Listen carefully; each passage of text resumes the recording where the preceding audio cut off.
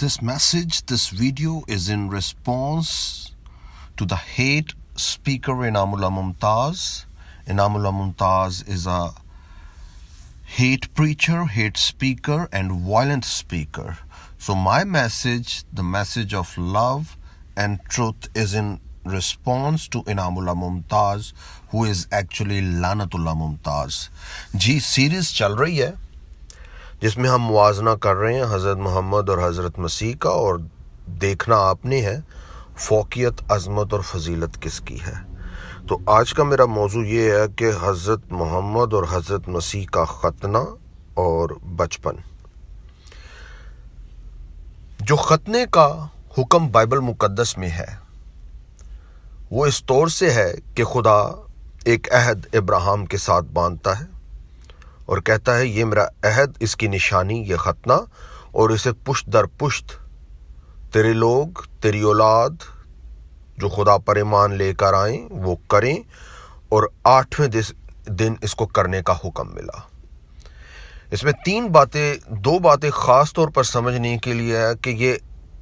अहद खुदा ने बांधा इब्राहिम और उसकी औलाद के लिए,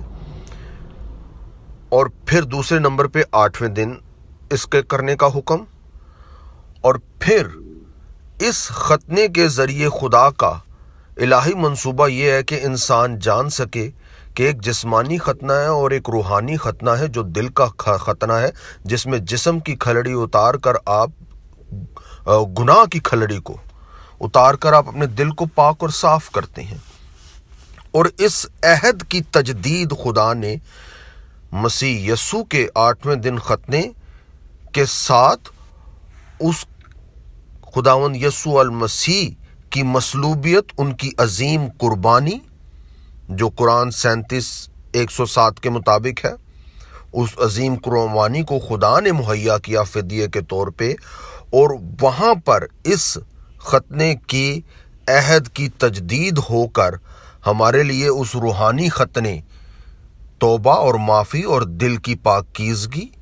यानी गुनाह की खलड़ी को उतार कर हम साइड पर कर देते हैं, और खुदावंद यसू अल मसीह की उस कुर्बानी, उनका मौत, उनका दफन होना और फिर उनका जी उठना, ये हमें उस रूहानी ख़तने, दिल के ख़तने की तरफ लेके जाता है, जिसमें हम अपने गुनाह की खलड़ी को अपने ऊपर से उतार फेंकते हैं और एक नए बदन के तौर पर एक जिंदा मिसाल ऐसी बनते हैं जो जी उठने की मिसाल है मुर्दों में से, हमारे खुदावंद यसू अल मसीह में। और इस्लाम ख़तने की तालीम को इस तौर से भी पेश करने की कोशिश करता है कि ये जिस्मानी तहारत है, जिस्मानी ख़तना। तो हम इसकी रोशनी में हम देखेंगे कि फ़ौक़ियत, अज़मत और फजीलत किसकी है। खुदावंद यसू अल मसीह लूका की अंजील उसका 2 बाब और उसकी 21वीं आयत के मुताबिक उनका ख़तना हुआ। गो कि उनको ख़तने की ज़रूरत नहीं थी, लेकिन उन्होंने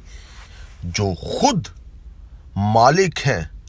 इब्राहिम को देने वाली शरीयत के, मूसवी शरीयत के, हर शरीयत के मालिक वो हैं, हर हुक्म, हर कानून के मालिक वो हैं, और जब वो इंसानी ज़हूर में आ रहे हैं तो उसकी उस सारे कानून की फर्माबरदारी और ताबेदारी करके दिखा रहे हैं। इसलिए उनका 8वें दिन ख़तना हुआ, और उन्होंने वो रास्ता खोलना था जो रूहानी ख़तना और दिल का ख़तना है, उसके लिए अपनी मसलूबियत और जी उठने के वसीला से। इसके साथ हम अगली आयत में देखते हैं कि खुदावंद यसू अल मसीह को हैकल में खुदा के घर में लाया जाता है, खुदा की हजूरी में वो वक्त गुजारते हैं, रास्त बाजों के दरमियान उनका वक्त है बचपन का। ख़तना भी हुआ और उनका बचपन खुदा की हजूरी में, खुदा की हैकल में, रास्त बाजों और ईमानदारों के दरमियान। दूसरी तरफ जब हम देखते हैं तो हज़रत मोहम्मद का ख़तना नहीं हुआ, 8वें दिन ख़तना नहीं हुआ, 10वें दिन नहीं हुआ, 40 साल तक नहीं हुआ, उनकी 63 साल की उम्र तक ख़तना नहीं हुआ। अगर हुआ है तो मेरा चैलेंज है, इनामुल्लाह मुमताज़ तो किसी लगता है मर्दाना कमज़ोरी का शिकार है, क्योंकि मेरे किसी चैलेंज का जवाब देने की उसमें हिम्मत ही नहीं। तो इसीलिए फिर मैं बाकी मुसलमानों को चैलेंज करता हूँ कि मुझे कुरान में से कोई रेफरेंस दें हज़रत मोहम्मद के ख़तने का, कि उनका इस दिन ख़तना हुआ, इस वक्त ख़तना हुआ। और अगर नहीं किसी मुसलमान में हिम्मत कि वो इल्मी जुर्रत का मुजाहरा करे और सामने आके इल्म से जवाब दे, तो मैं फिर इसीलिए कहता हूँ कि मैं इनके फिर जनाना जो है, जो इनके जनान खाने में है, इनामुल मुमताज़ की बीवी को, इसीलिए फिर मैं बार बार मुखातिब करके चैलेंज करता हूँ कि अगर उसमें हिम्मत है तो वो हौसला करे, जुर्रत करे और सामने आए, इस कैद और झूठ से आज़ाद करे अपने आप को। तो हज़रत मोहम्मद का ख़तना नहीं हुआ, मेरा चैलेंज है, अगर हुआ है तो कुरान में से कोई रेफरेंस दिखा दिया जाए। मेरा तो इससे बढ़ के भी दावा ये है कि अल्लाह जानता ही नहीं है ख़तने के हुक्म को और इब्राहिम के साथ अपनी अहद को। अगर जानता है तो मुझे दिखाया जाए कुरान में से। तो हज़रत मोहम्मद जो है उनका ख़तना नहीं हुआ, और दूसरी तरफ हमने देखा हज़रत मसीह का ख़तना। और हज़रत मोहम्मद बचपन में उन्हें हुबल देवता के सामने उनके दादा अब्दुल मुत्तलिब लेके आते हैं। तो एक तरफ हम देख रहे हैं इंसानी ज़ुहूर में हज़रत यसु मसीह वो हैकल में खुदा की हजूरी में और खुदा के लोगों के दरमियान, और दूसरी तरफ हज़रत मोहम्मद का ख़तना नहीं हुआ और वो हुबल के सामने बुत परस्तों के दरमियान अपने दादा के साथ, जो हुबल के पुजारी थे, यहाँ पर उनका बचपन गुजर रहा है। तो अब आपने देखना यह है कि फ़ौक़ियत किसकी है, अज़मत किसकी है, फजीलत किसकी है, उसके कदमों में आ जाएं। और याद रखें, मैंने जैसे कहा, इस्तिश्ना की किताब 10 बाब और उसकी 17वीं आयत के मुताबिक, 16वीं आयत के मुताबिक अब दिलों का ख़तना है, और इससे सरकशी ना करें, बागी ना हों, अपने दिल का ख़तना करें। खुदावंद यीशु मसीह की मसलूबियत, उनके दफन होने और उनके जी उठने पर ईमान लाकर आपको ये ख़तने का तोहफ़ा मिलेगा, रूहानी ख़तना, जो आपके दिल का ख़तना है। अगर आपने कोई ख़तना करवाया है तो आप याद रखें, आपने हज़रत मोहम्मद की सुन्नत पर अमल नहीं किया, बल्कि आपने हज़रत इब्राहिम और हज़रत मसीह की सुन्नत पर अमल किया है। और क्या खुदा का कलाम कहता है, जिसका ख़तना नहीं हुआ आप उससे अपने आप को अलग गुरजुदा कर लें, उसको आपसे अलग कर दूंगा, काट डालूंगा, उसका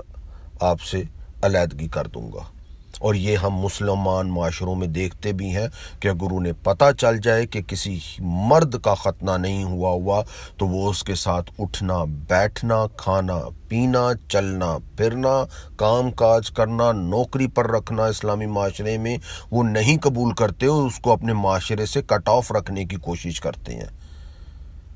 तो इसी चीज़ को आप मद्देनज़र रखते हुए देखें कि हज़रत मोहम्मद का ख़तना नहीं हुआ, और तो मैं मुसलमानों को दावत दूंगा हक़ और सच की। जब उनका ख़तना नहीं हुआ और आप ये रवैया दिखाते भी हैं कि ऐसे शख्स को अपने आप से दूर रखना, तो मैं आपको दावत दूंगा आप झूठ को छोड़ें और हज़रत मोहम्मद यहाँ पे साबित होता है उनकी फ़ौक़ियत, अज़मत और फजीलत नहीं है, और यहाँ पे ये साबित होता है कि वो सच्चे नबी नहीं हैं। तो सच्चे नबियों की तरफ आ जाएं,